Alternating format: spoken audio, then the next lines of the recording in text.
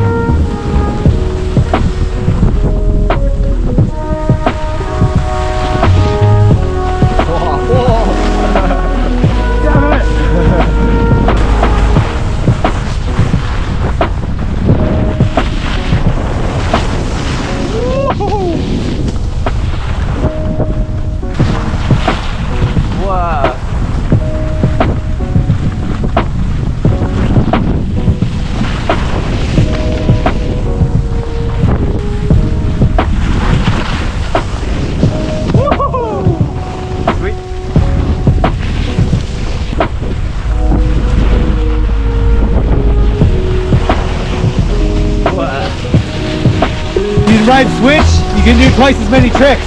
Yeah.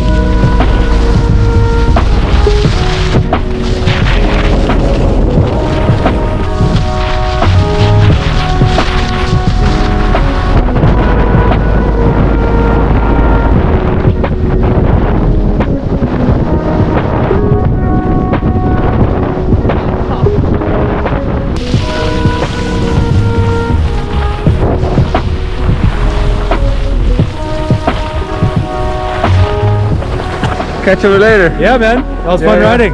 Thank you. Again. Thanks for the footage.